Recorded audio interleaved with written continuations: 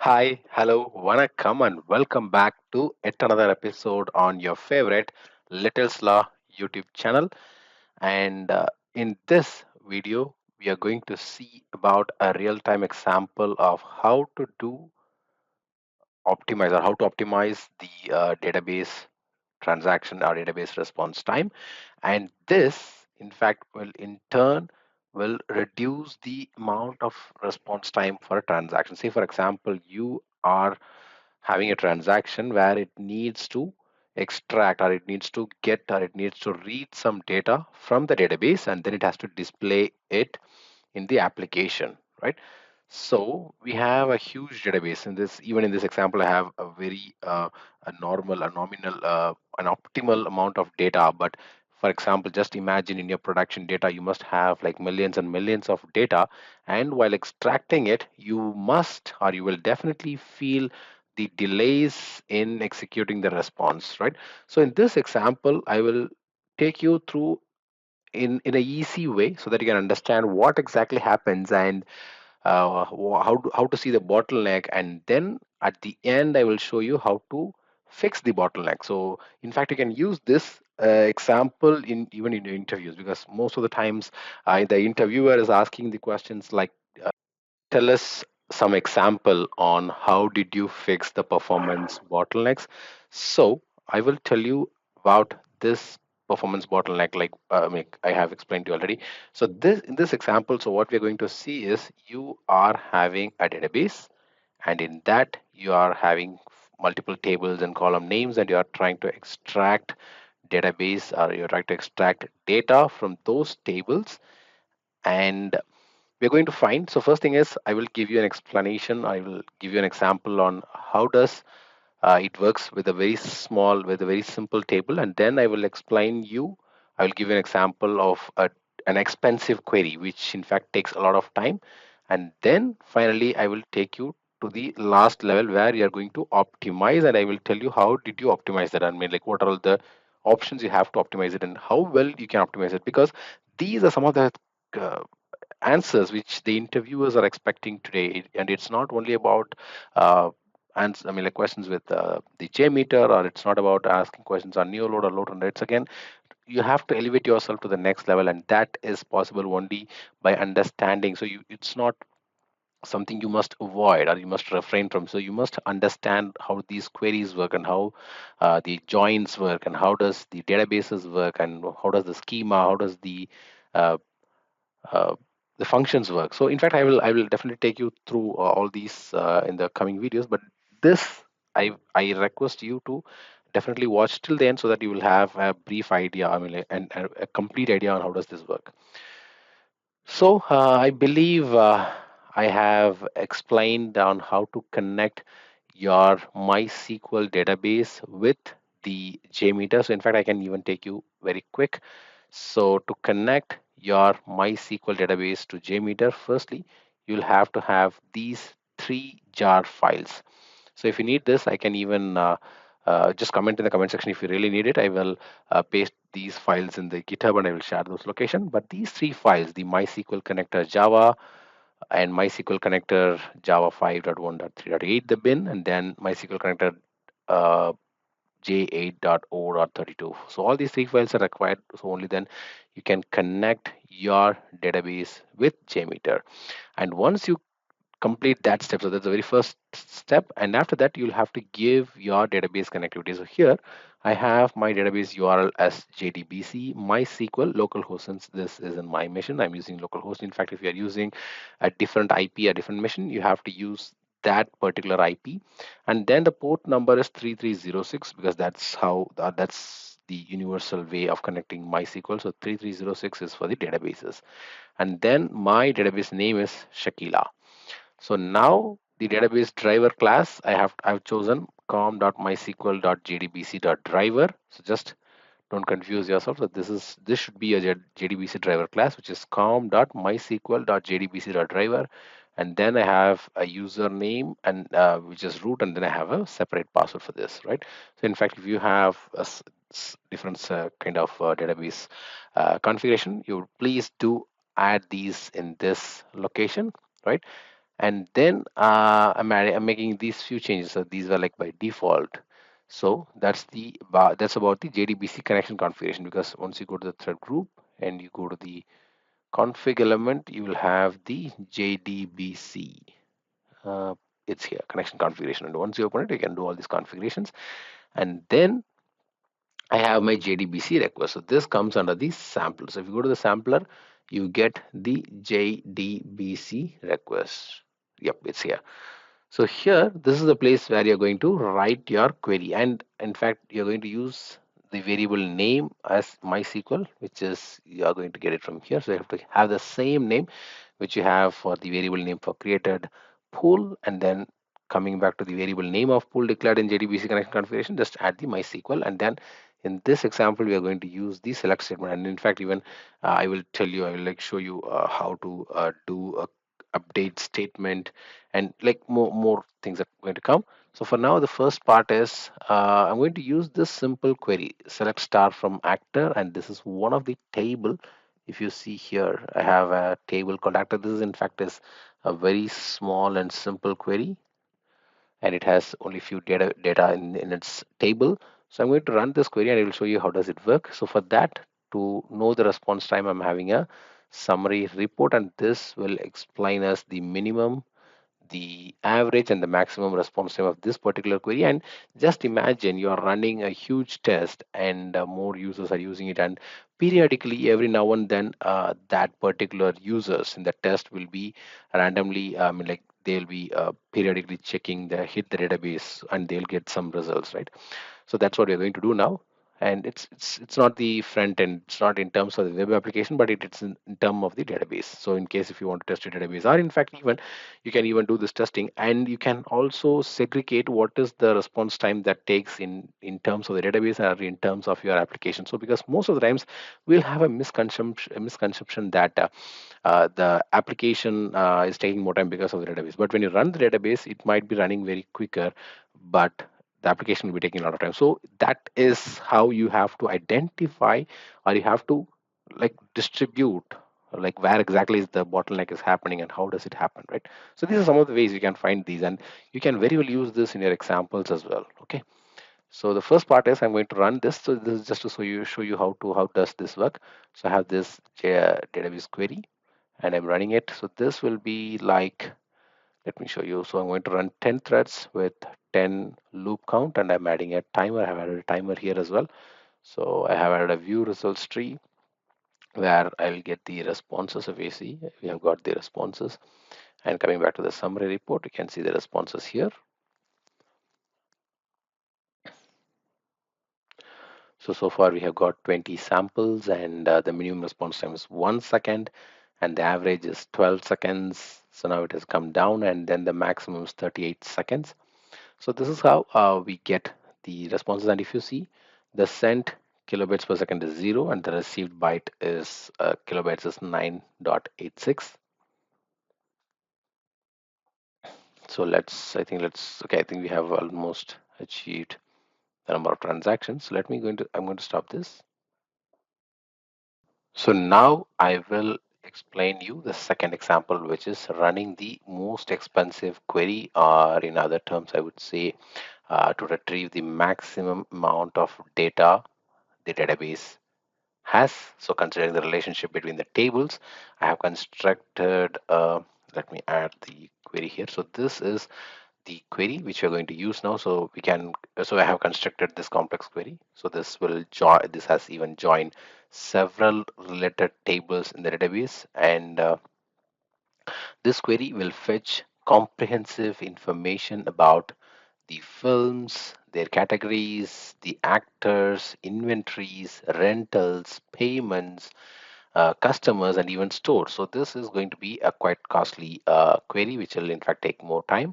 And in fact, this query will generate a lot of data due to the extensive joins, and that will ensure that our database can handle such queries efficiently. But I'm also adjusting the query as necessary to fit my specific needs and performance considerations. And so I in fact made all those changes here. And then this query actually will provide a comprehensive overview of the data relationship in the database by joining the key tables to gather detailed information across various entities. So if you see, we have joined the film category to film ID, and then the category to category ID. And so like I'm adding several tables. I've joined several tables. Now what I'm going to do is I'm going to run the same thing which I did previously. So we had a previous record. So let me just going to just going to change the name so that I don't need to clear the database. In fact, this will help us to have a comparison of what is happening. So let me start the database. Sorry, the execution of the test, and let's wait for a few seconds to see what happens while the query is running. And let's go to the view results tree. Sorry, come back to the summary report. So here, if you see, yep. So this is what we expected, right? So the previous request, the select star from actor table, it nearly took 1 second as the minimum response time. But now if you see this query where we were joining multiple tables and we were collecting almost not everything, but at least we were collecting maximum amount of tables, maximum amount of columns, maximum amount of data from the database. And this in fact is taking lots and lots of time. So if you see, we have got 2.4 seconds as minimum response times and 3.419 as the average response time, and the maximum is 4 seconds. So just imagine if you have this similar, because I know, like, in fact everybody of us know that this is how the real-time application works, right? It takes lots and lots of database, sorry, lots and lots of data from the database, and it puts it on the front and the UI, and it shows to the users that, see, these are the data. So these are several scenarios. I mean, these are like real-time scenarios, right? This happens. So now we have got these much amount of, in fact I could see some, yep. So if you see, we have even got some JDBC errors as well. So this is how actually it works. I mean, like, it fails to retrieve the data, because if you see, it's trying to retrieve the data, but at the end it could not carry because of the amount of data it is trying to carry from the database.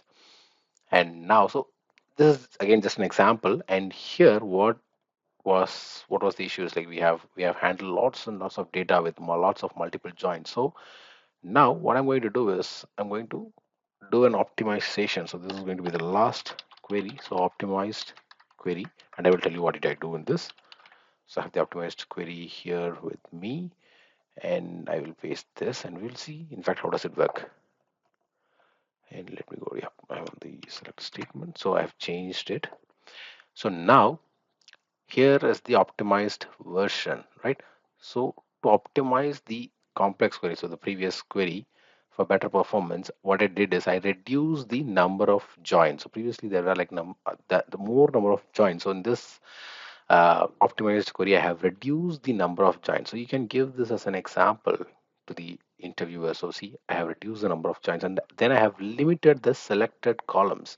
So if you see in the previous one, I have got lots and lots of columns, but now I have limited, I have select only the columns which I needed, and then I used indexes. So in fact we can actually use the indexes. So we can ensure that we have proper indexes in place on the columns used in joins and where classes, and filter the rows early is another key thing which we have to do. So we have to apply filtering conditions as early as possible and not at the end, because this will in fact filter lots and lots of data in the early stage, and that will in fact save us a lot of time. And then avoiding redundant data, so we have to ensure that we are not selecting the same data multiple times, that is redundancy. So these are 5 things which you have to avoid. So let me tell you again.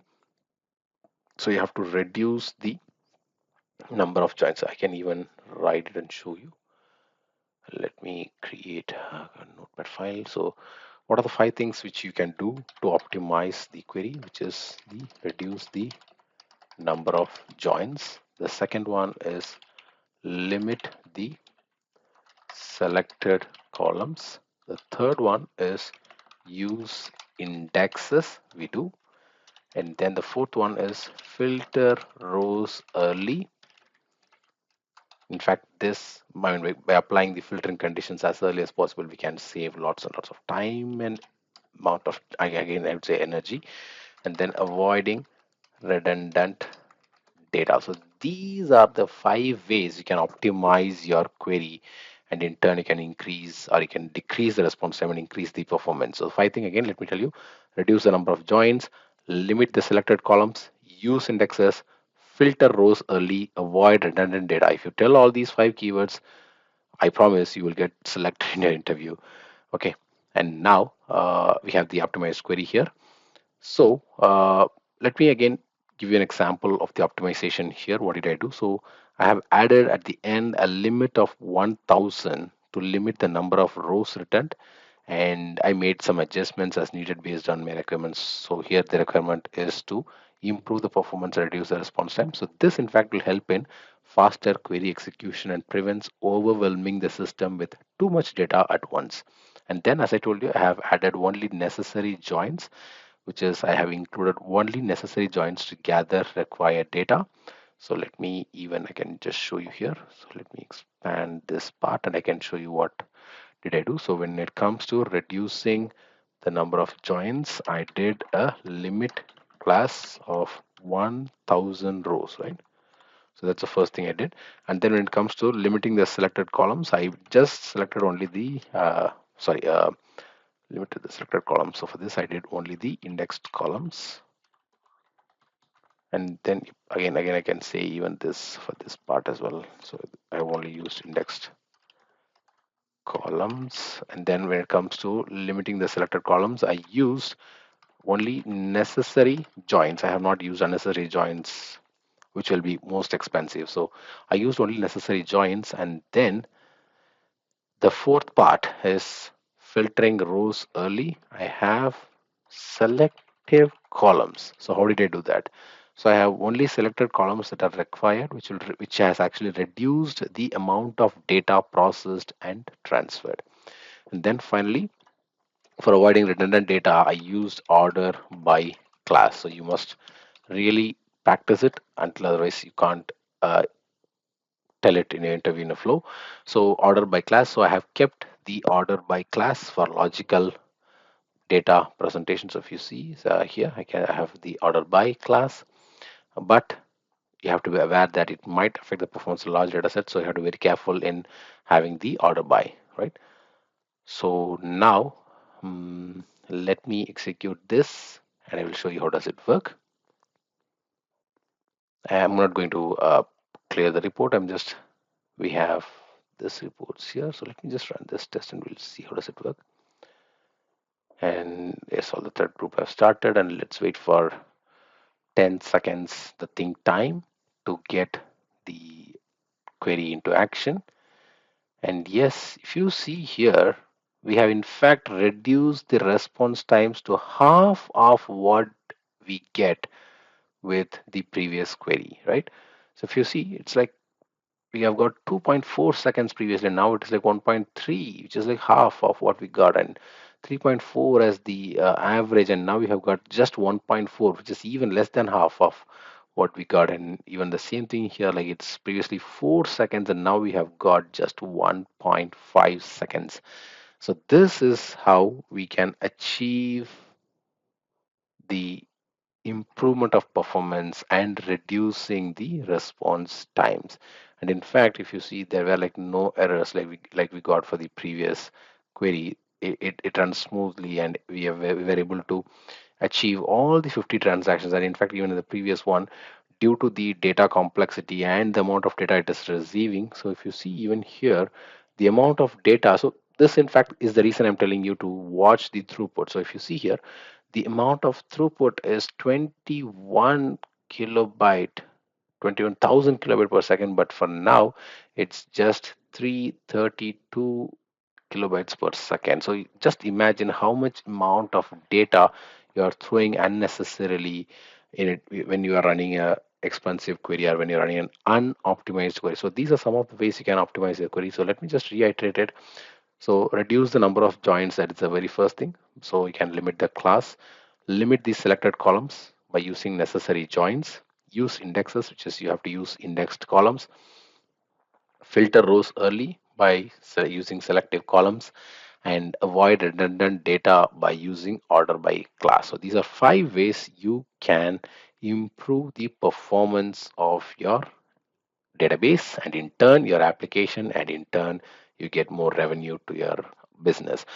Answer these questions in your interview, you are selected. So yeah, so before I end, I will tell you how to do the indexing.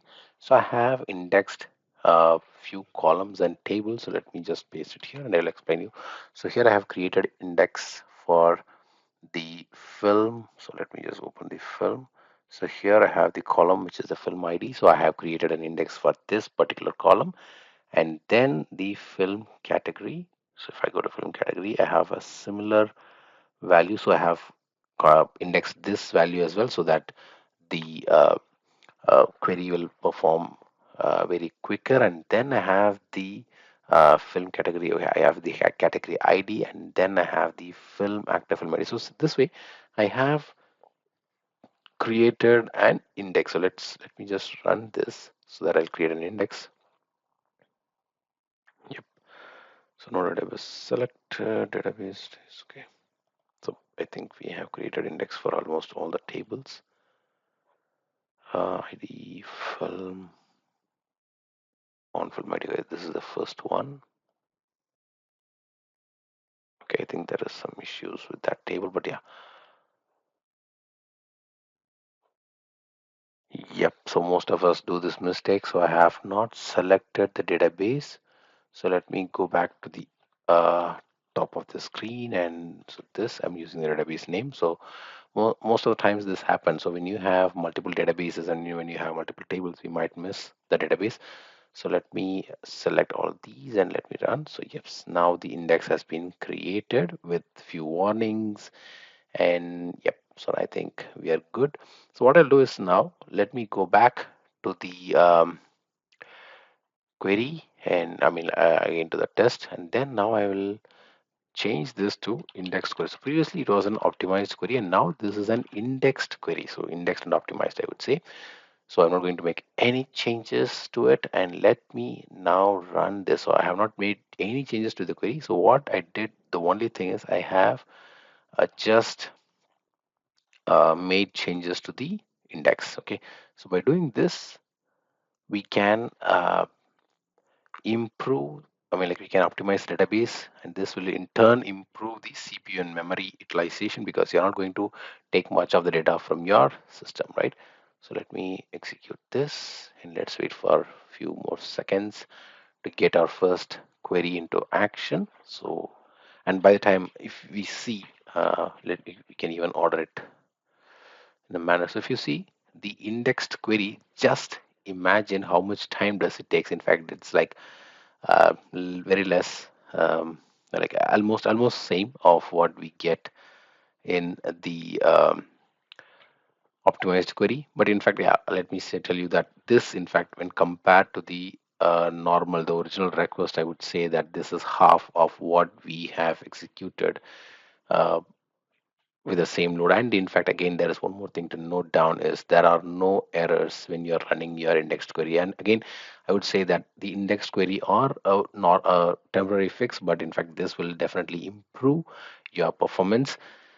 So there are two things. One is you have to optimize. So the optimization work very well. So if you see the index query has the response time has come down when in terms of this minimum response times, when you're running multiple iterations, or when you're getting too much of indexing or too much of executions. If you see, like we were almost getting closer, we were even coming less than what we're getting for the optimized query. So these are some ways you can improve the performance, and just keep telling this, I mean, keep practicing it so that you can answer this very well. This is very simple, right? Just follow this video and you can easily configure it, and you can try it, everything, and all the variables for your interview. And I believe I have added value to your learning.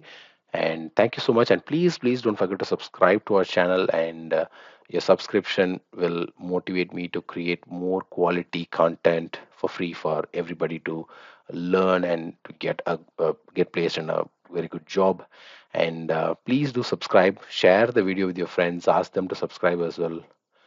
And thank you so much. In fact, if you get your parents' mobile or your uh, uh, spouse mobile, just subscribe so that I get more subscribers, and that will in fact get me more subscribers and get more motivation for me to create more videos. And yes, so with that I come to an end, and I believe this video has been very useful to you. So until I meet you in our next video, it's bye bye from us, and your favorite Little Star YouTube channel. Bye.